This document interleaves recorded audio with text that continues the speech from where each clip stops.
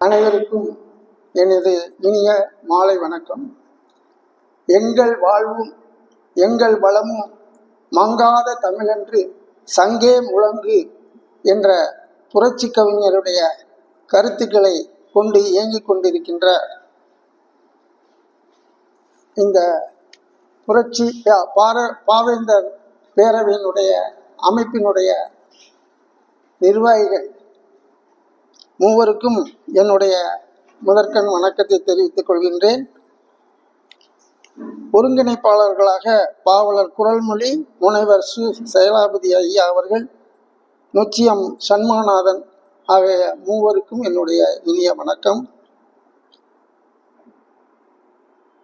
அடுத்து புரட்சி கவிஞரை ஈந்த தமிழன்னைக்கு என் முதல் வணக்கம்.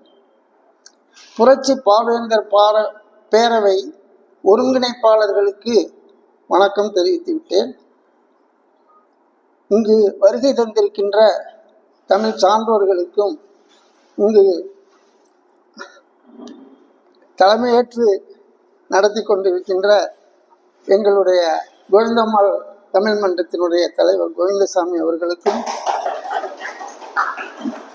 திருவரங்கம் ராசவேலர் சண்முக தமிழரங்கினுடைய பொறுப்பாளர் இயக்குனர் இராச இளங்கோவன் அவர்களுக்கும் என்னுடைய பணிவான வணக்கத்தை தெரிவித்துக் கொண்டு, இங்கே இருக்கிற அனைவருடைய பெயர்களையும் சொன்னால் காலம் நீடிக்கும் என்ற அளவிலே உங்கள் அனைவருக்கும் என்னுடைய மீள் வணக்கத்தை தெரிவித்து இந்த என்னுடைய தலைப்பிற்கு செல்லலாம் என்றிருக்கின்றேன். இந்த அரங்கத்தை பற்றிய ஒரு சிறிய வாழ்த்துப்பா. இப்பேரவை சொற்பொழிவுகள் ஒரு புதிய விடியல், புரட்சி கருத்துக்களை புதுப்பிக்கும் மறுமலர்ச்சி பூங்கா, மகிழ்ச்சி அருவியின் தமிழ்தேன் ஓடை, பகுத்தறிவு பாலாறு பாயும் விளைநிலம், பொது உடைமை புரட்சி பாசறை, பொது உடைமை புரட்சி பாசறை, பெண்ணுரிமை பேணும் பெண்ணிய கருவூலம் என்று இந்த வாழ்த்தை இந்த அரங்கிற்கு சமர்ப்பித்து என்னுடைய உரையை தொடங்குகின்றேன். தமிழர், தமிழ்நாடு ஏற்றம் பெற இங்கே அரியத கருத்துக்கள் எல்லாம் முன்மொழியப்படுகின்றன. அவைகள் நமக்கு ஊக்கமளிக்கக்கூடிய ஒரு விதமாக இங்கே அமைந்திருக்கிறது.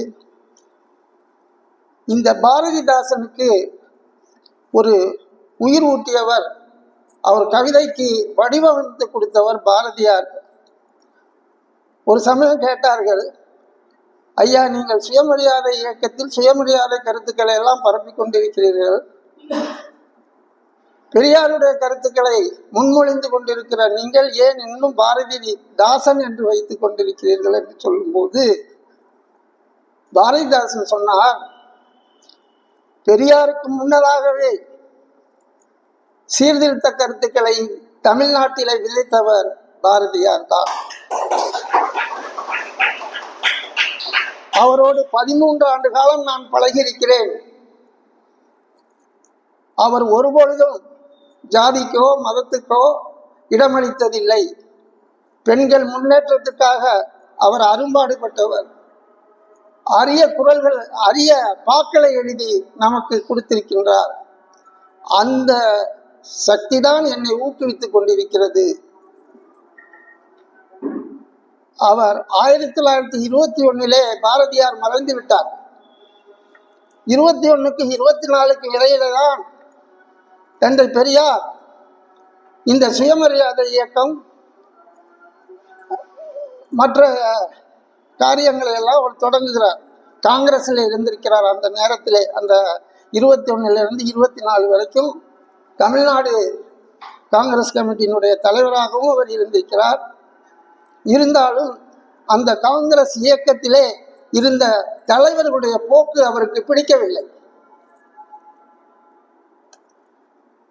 சேரமாதேவியில் நடந்த குருகுல போராட்டத்தை ஒட்டி அவர் காங்கிரஸ் கமிட்டி தலைவராக இருந்த பொழுது அங்கே மானியம் கொடுக்க அவர் மறுத்துவிட்டார்.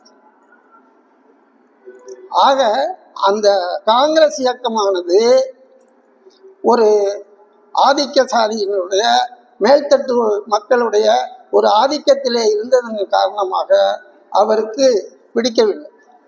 தினைக்கும் அவர் பெரிய படிப்பாளியும் கிடையாது. அதற்கப்புறம் தன்னுடைய அறிவை வளர்த்து கொண்டார். ஈரோட்டு நகரசபையினுடைய தலைவராக இருந்து அந்த ஈரோட்டில் இருக்கக்கூடிய பல்வேறு அமைப்புக்கு இவர் தான் தலைவர், நாட்டாமை. இவர் இல்லாமல் அங்கே எந்த செயலை இயங்காது என்ற அளவிலே அவர் ஈரோட்டிலே கோலச்சியவர். ஆகவே அவர் இந்த 4 ஆண்டுகளில் அவர் பட்டதுக்கு பிறகுதான் அந்த 4 ஆண்டுகளுக்குள்ளேயே குடியரசு என்ற ஒரு இதழை தொடங்கினார். அந்த குடியரசிலே அவர் முற்போக்கு கருத்துக்களை எல்லாம் எழுத ஆரம்பித்தார். ஆக அதனால்தான் நான் பெரியாருக்கு முன்னதாகவே பாரதியார் எல்லா கருத்துக்களையும் அவர் சொல்லிவிட்டார். அவர் ஒரு தீர்க்கதரிசி.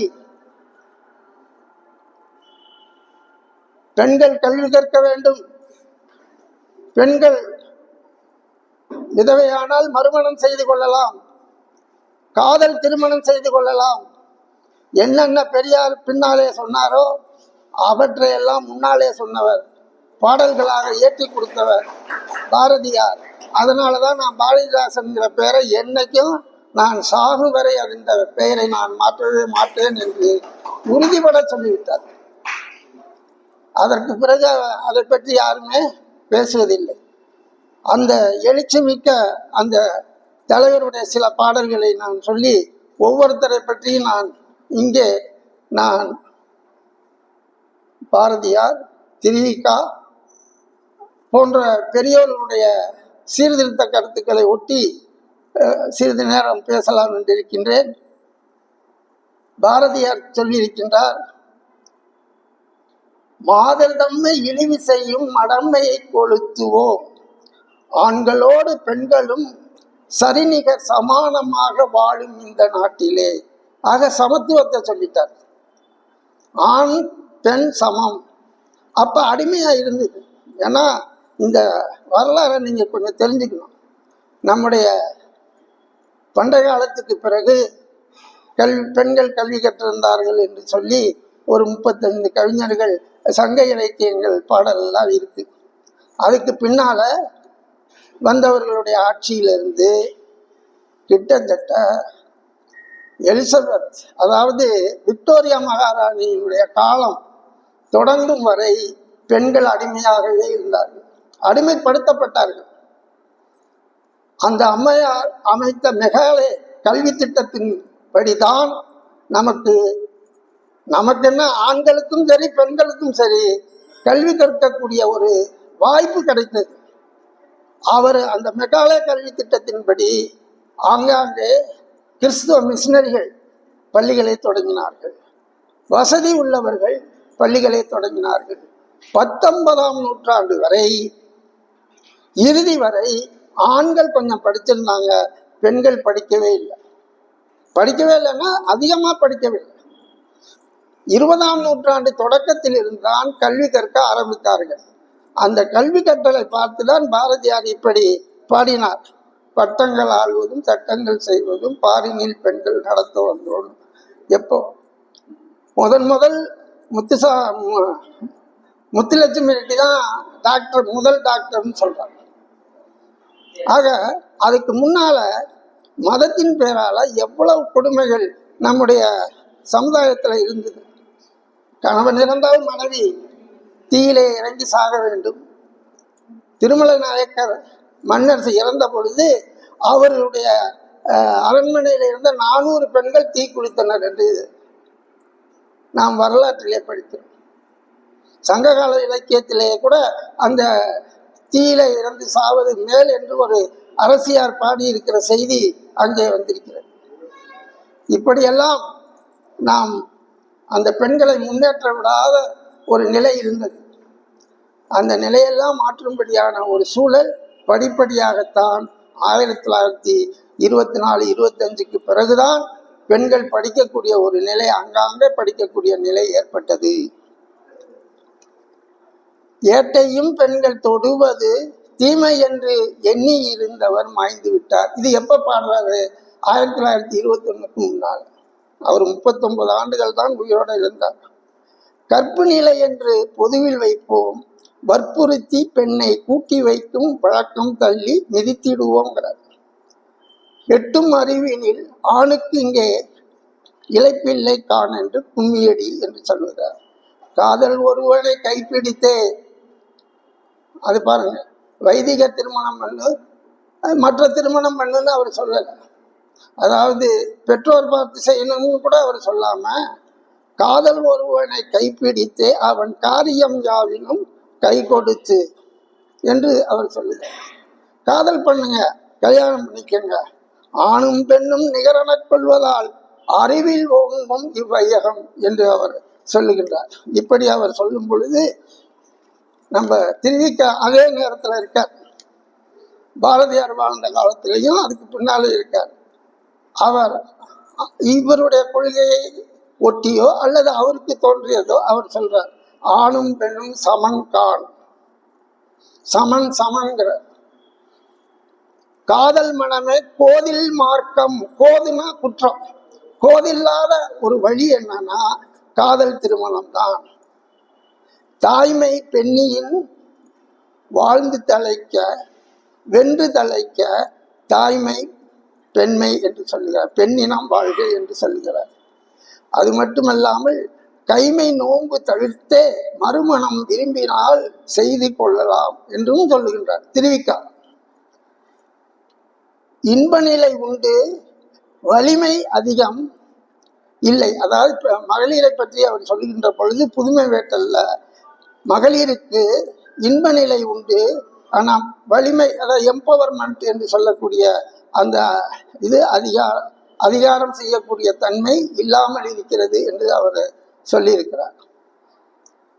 இப்போ திருவிக்கா இந்த மாதிரி சொல்லிட்டு இன்னும் அவர் என்ன சொல்றாரு, ஆண்மைனா ஆண் தன்மை, ஆளும் தன்மை, வலிமை, வீரம்.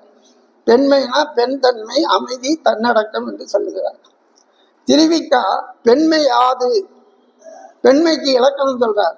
அழகு, அடக்கம், பொறுமை, தியாகம், பரநலம், வீரம், பசுமை, இரக்கம், பெண்ணானவள் பூங்கொடி போன்றவள் என்று சொல்கிறார். இப்ப ஆணுக்கு சொல்றார், ஆண் கரடு முரடு, ஆணுடைய குணம் கரடு முரடு, அவா, பொறாமை, தன்னலம், சீற்றம். இவங்களுக்கு எதை உவமை காட்டுகிறார் என்றால், பிளவுபட்ட பட்டைகள் நிறைந்த மரம் போன்றவர்.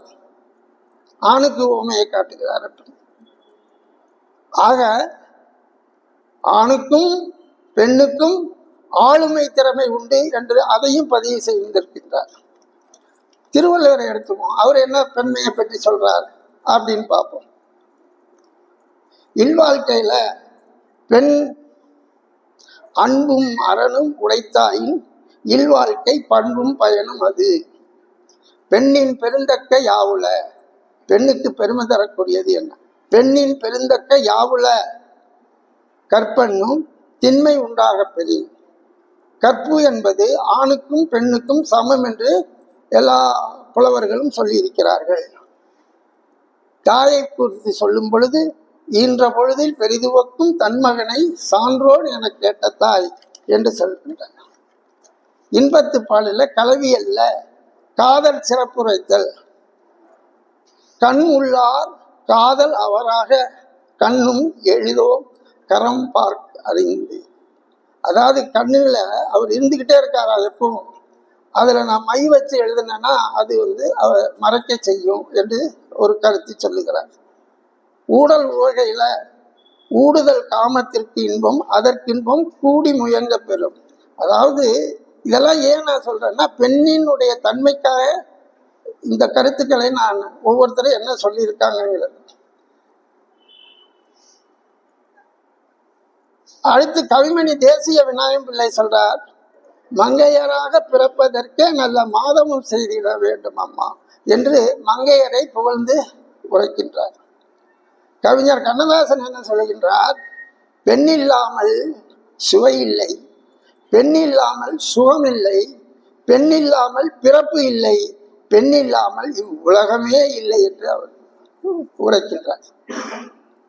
இப்படி ஒவ்வொருவரும் பெண்மையை பற்றி குறிப்பிட்டு பேசியிருக்கின்றார்கள். இப்பொழுது இவர் என்ன சொல்கிறார்? பாரதிதாசன் இந்த பெண்மையை பற்றி, பெண்களை பற்றி என்ன சொல்கிறார்?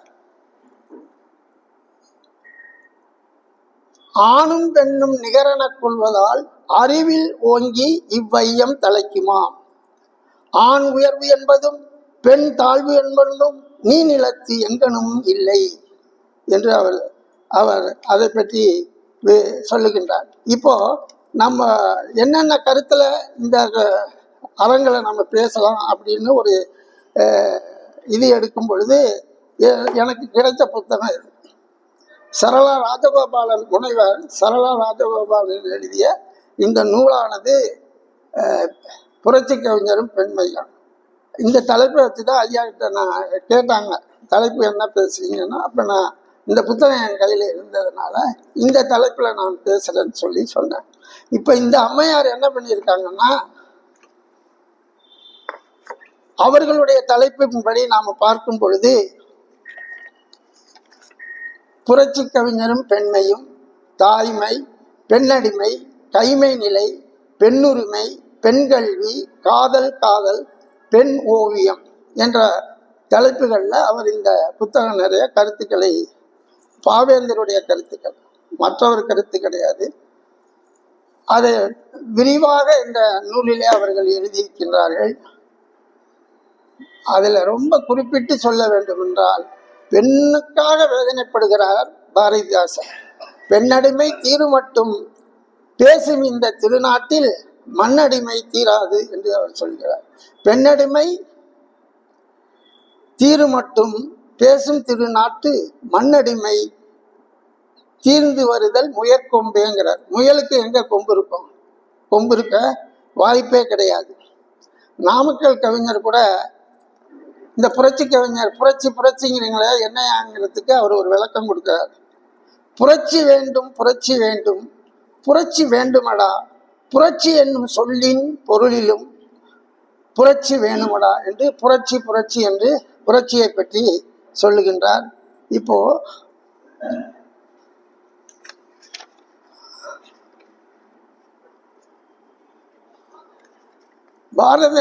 பாரதிதாசன் சிறப்புகளாக சில செய்திகளை நான் சொல்லுகின்றேன். எங்கெங்கும் இயற்கையிலும் பெண்மையை பரப்பிட கண்டார், தாய்மையின் பேருருவை கண்டார். பாரதிதாசன் அவருடைய நூலில் சொல்லக்கூடிய கருத்துக்களை தொகுத்திருக்கிற பெண்ணும் ஆணும் சரிநிகர் என கொண்டார். இயற்கையில் எல்லா உயிரிடத்தும் பெண்மையை கண்டார். பெண்டீர் அன்பு நெஞ்சினர், கற்பனும் திண்மையினர், இயற்கை அழகை சுவைக்கும் உணர்வினர், தமிழ் மொழி தமிழர் இன உணர்வினர், பொது உடைமை நெஞ்சினர், பகுத்தறிவு சிந்தையர், சாதி சமய எதிர்ப்பாளர், புராண இதிகாச வெறுப்பாளர். இந்த உயர்ந்த கொள்கைகளை எல்லாம் பெண்களிடத்தில் இருக்கிறது என்று பாடல்கள் மூலம் அவர் நமக்கு சொல்லியிருக்கிறார். அவர் எழுதின நூல்களில் பார்த்தீங்கன்னா அவர் படைத்த பெண் பாத்திரங்கள் அதை வலியுறுத்தி சொல்கின்றன. என்ன என்பதை பார்ப்போம். முதல்ல புரட்சி கவி என்ற நூலில் அவர் அமுதவல்லி என்கின்ற ஒரு பெண் பாத்திரம் ஜாதி விரும்பும் தன் தந்தையை எதிர்க்கிறார். அது சுருக்கமாக சொல்கிறேன், அவன் விரிவாலாம் சொல்லிட்டு போக முடியாது. பாண்டியன் பரிசு, பேழையை கொண்டு வருவோர்க்குத்தான் நான் மனம் புரிவேன் என்று சொல்லி அவர் சொல்கின்றார். கலைக்கூத்து முத்துநகை என்கின்ற பெண் ஜாதி மத ஒழிப்பு மன்னரோடு வாதாடுகின்றார். எதிர்பாராத முத்தம் என்ற நூலிலே பூங்கோதை பேரின்பத்திலும் சிற்றின்பம் சிறந்தது என்று அவர் அந்த கருத்தை முன்மொழிகின்றார். கண்ணகி புரட்சி காவியத்தில் முற்போக்கு சிந்தனைகள் கொண்ட கருத்துக்கள் வருகின்றன. குறிஞ்சி திட்டு என்ற நூலிலே மன்னி மல்லிகா அரசருக்கும் தெய்வங்களுக்கும் 2 மனைவியர், தசரதனுக்கு 60,000 மனைவியர், திரௌபதிக்கு 5 கணவர்கள் என்று அவர் சுட்டி காட்டுவது போல அந்த குறிஞ்சி திட்டிலே அவர் எழுதியிருக்கிறார். குடும்ப விளக்கிலே ஒரு குண்டும் கல்லும் ஒரு நாடகம், தில்லைக்கண் நாடக நடிகர் உரையாடல்ல சிறுதொண்டர் புராண பிள்ளைக்கறி, யாராவது பிள்ளையை தாய் தந்தையை அறிந்து கொடுப்பார்களா என்று கேட்கக்கூடிய ஒரு வினாவை அவர் அதில் எழுப்புகின்றார். அடுத்தது குடும்ப விளக்கு தங்கம். அந்த குடும்ப விளக்கினுடைய கதாநாயகி அவள் தெய்வ வழிபாடு செய்தால் இல்லை என்று ஒரு கருத்தை சொல்லுகின்றார். அந்த குடும்ப விளக்கும் பிறரால விமர்சிக்கப்படுகிறது. பாரதிதாசன் எழுதிய பாடல் கூட விமர்சிக்கப்படுகிறது. அந்த தங்கம் என்கின்றவர் சூரிய உதயத்திற்கு முன்னாலே கண் விழித்து இரவு தூங்க போகும் வரைக்கும் 67 வேலைகளை செய்வார் என்று எண்ணி சொல்லியிருக்கிறார்கள்.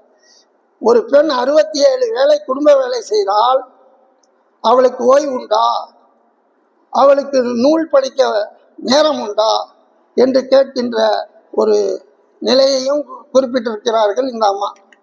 இது நான் சொல்லல, இந்த அம்மா தான் சொல்றாங்க.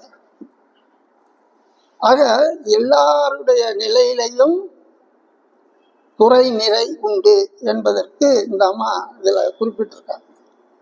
சஞ்சீவி பர்வதம் என்ற நூலிலே வேட்டுவ சிறுமி வஞ்சி அனுமன் சஞ்சீவி மலையை பெயர்த்தெடுத்தது கற்பனை என்று அதில் பதிவிடுகின்றார்.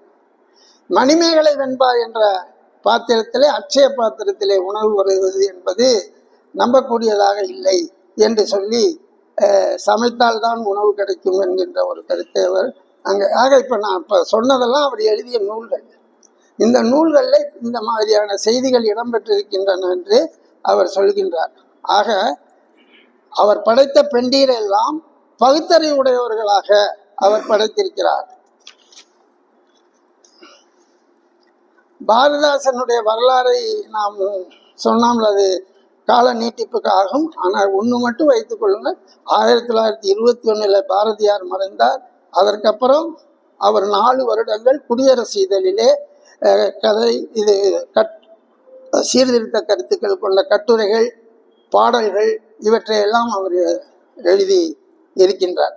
இப்போ பாரதியாருக்கும் அவருக்கும் என்ன நட்பு, என்ன தொடர்புங்கிறது நமக்கு அதை சொன்னோம்னா கால நேரம் அதிகமாகிவிடும். ஆகவே பெண்ணியம் என்பது பெண்களுக்கான சமத்துவத்தை மட்டும் கூறுவதன்று.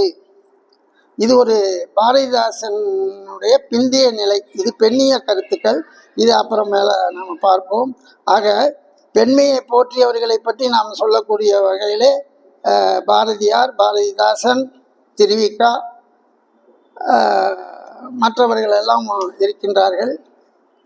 அதற்கு பின்னால சுதந்திரம் பெற்றதுக்கு பின்னால நிறைய பெண்ணியம்னு ஒரு நிலையே உருவாயிருச்சு.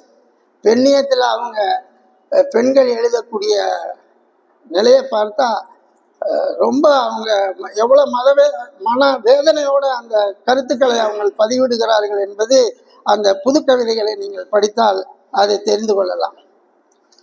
இப்போ ஒவ்வொரு சில செய்திகளை மட்டும் பார்ப்போம். திருவிக்கா அவர்கள் திருமண வயதை பற்றி சொல்லுகின்றார். அந்த காலத்துல இலக்கியத்துல தலைவனுக்கு 16 வயசு, தலைவிக்கு 12 வயசுன்னு தான் தொல்காப்பியத்திலிருந்து வருது. இது பொருந்துமான்னு திருவிக்காவையே கேட்கிறார். இது சரியில்லை, இந்த வயது நிர்ணயம் சரியன்று. அவர் என்ன சொல்லுகிறார், அந்த வயதிலே திருமணமானால் பெண்ணுக்கோ ஆணுக்கோ உடல் ரீதியாக வலிமை கிடையாது.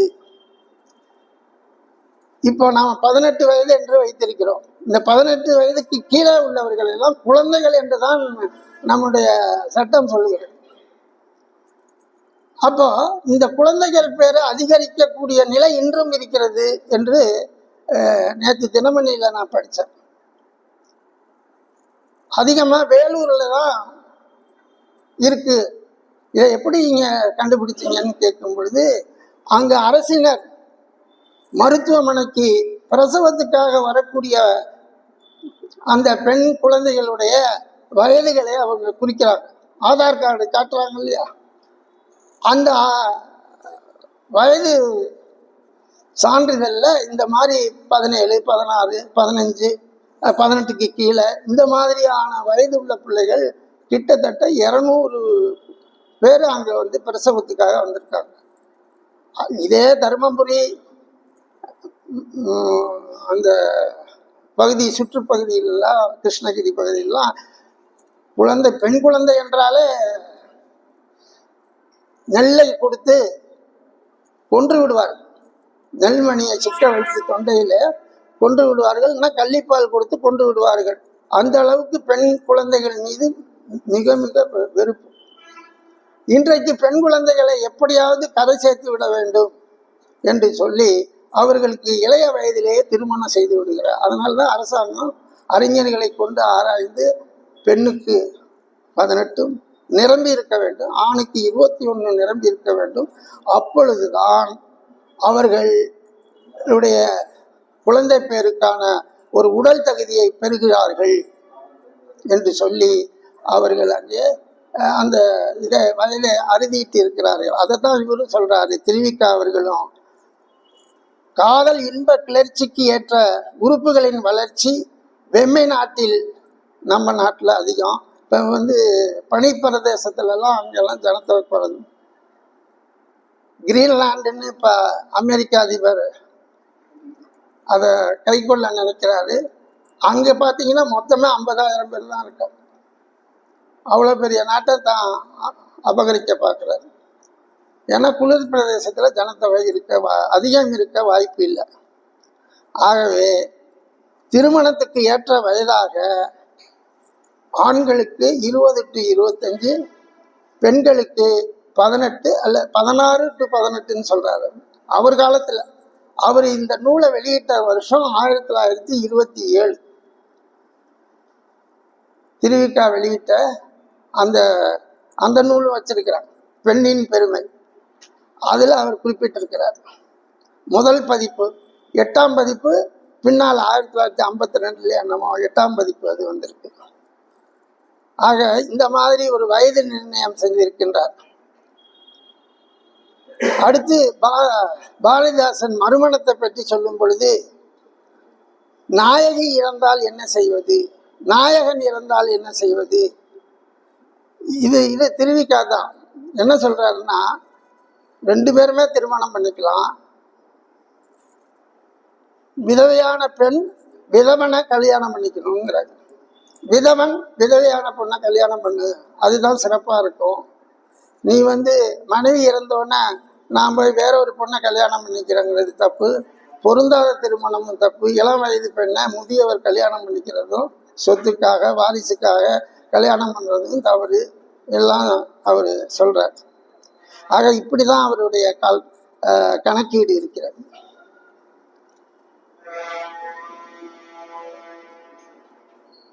இப்போ பாரதிதாசன் தாய்மை பற்றி சொல்லுகின்ற பொழுது, உயிரினை ஈன்றவள் செந்தமிழ் அன்னை, உறவிடம் ஈன்றவள் தமிழக அன்னை, கருவிலே இவையெல்லாம் அடையவே முன்ன கழிவயிற்றில் ஏந்தினால் அவளே முதல் அன்னை என்று அன்னையை பற்றி சொல்லுகிறார்.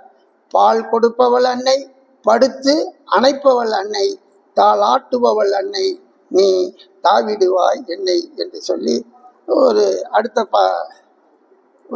சொல்ற மாதிரி ஒரு பாட்டு. அடுத்து அறிவுரை சொல்றாரு குழந்தைகளுக்கு. நூலைப்படி, சங்கத்தமிழ் நூலைப்படி, முறைப்படி படி, அந்த பாட்டு இருக்கு, அதை சொல்லுகின்றார். அடுத்து பேசும் தமிழை சிறப்பாய் பேசு, நன்றாய் பேசு, பெற்ற தமிழ்நாட்டின் பெருமையை குறைத்து பேசிடாதே என்று அவர் அறிவுரை சொல்லுகின்றார் தன்னுடைய குழந்தைக்கு. இன்றைக்கு அரசாங்கமானது இந்த பெண்கள் நல திட்டங்கள்னு ஒரு 25 திட்டங்களுக்கு மேல கொடுத்துருக்குறாங்க. அது எல்லாருக்கும் தெரியும். 1-2 மட்டும் சொல்றாங்க. பெண் சிசுவதை சட்டம், உடன்கட்டை தடுப்பு சட்டம், திருமண உறுதி சட்டம், மணவிலக்கு சட்டம், இந்து விதவை மறுமண சட்டம், திருமண வயது வரம்பு சட்டம், மகளிர் சொத்து வாங்க விற்க காப்பீடு செய்ய திட்டம், வாரிசு உரிமை திட்டம், குழந்தை மன தடுப்பு திட்டம், சிறப்பு திருமண சட்டம், இந்து திருமண சட்டம், பெண் குழந்தை சுவீகாரம் சட்டம், வரதட்சணை தடை சட்டம், மகப்பேறு நலச்சட்டம், தேவதாசி ஒழிப்பு சட்டம், மகளிருக்கும் சம ஊதியம் வழங்கும் சட்டம், பெண் இழிவு காட்சிகள் தடை சட்டம், இப்போ புதுசாக போக்சோ என்ற ஒரு சட்டம் இருக்குது. பாலியல் தொல்லைகளுக்காக வேலைவாய்ப்பில் இடஒதுக்கீடு, மகளிர் உரிமை தொகை, விடியல் பயணம், தாலிக்கு தங்கம், இப்படி மகளிர் ஸ்டார்ட் அப் நிறுவனம் தொடங்கினா அதுக்கு மானியம் என்று சொல்லி மகளிர் சுய உதவி குழுக்கள், இதெல்லாம் மகளிரை மேல்படுத்துவதற்காக ஏற்படுத்தப்பட்டது.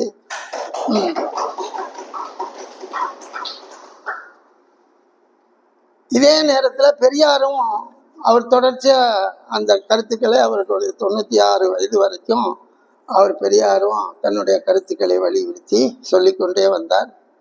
ஆணை போலவே பெண்ணுக்கும் வீரம், வன்மை, கோபம், ஆளும் திறன் உண்டென்பதை ஆண்கள் ஒப்புக்கொள்ள வேண்டும் என்று அவர் சொல்லுகிறார்.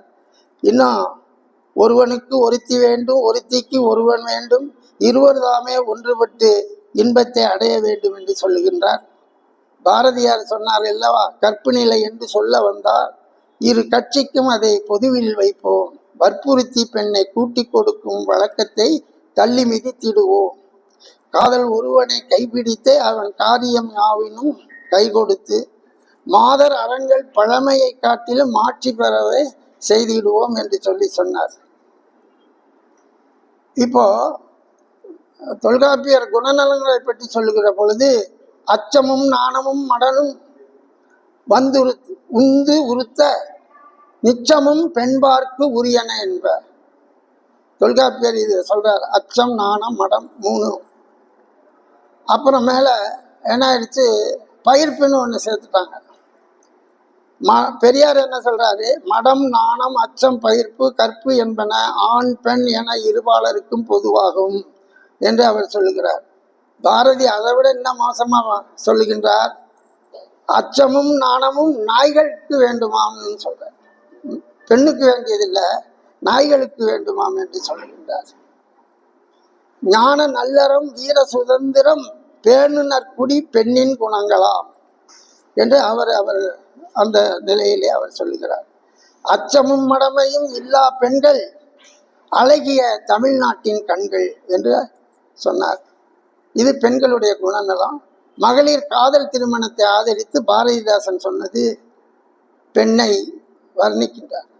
மாவடு நிகர்விழி சின்னம் சிறுமியே, நீ மங்கை என்னும் பருவம் கொண்டு காதல் வாழ்வுக்கோர் மாப்பிள்ளையை கண்டு காட்டி, பெண்ணே மாப்பிள்ளையை கண்டு காட்டணுமா, மாப்பிள்ளையை கண்டு காட்டி தேவை இவன் என்றே செப்பும் மொழி எனக்கு தேன் கனி தித்திக்கும் கற்கண்டு என்று பாரதிதாசன் அவர்கள் சொல்லுகின்றார். ஆக பெற்றோரிடம் மகளே மனம் திறந்து பேச வேண்டும் காதல் திருமணத்தை என்று அதை அவர் வலியுறுத்துகின்றார். அடுத்தது கருத்தடை.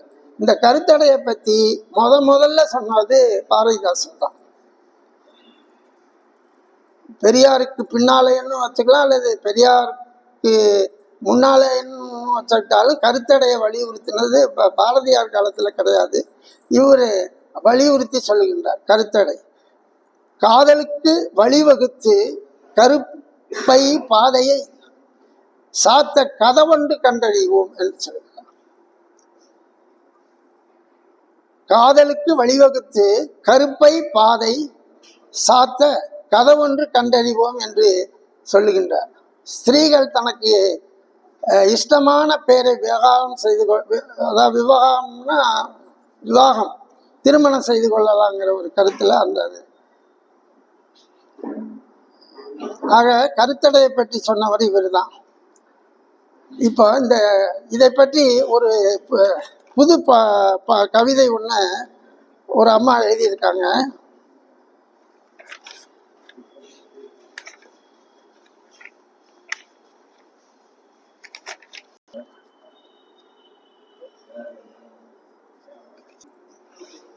ஆக நிறைய செய்திகள் இருக்கு.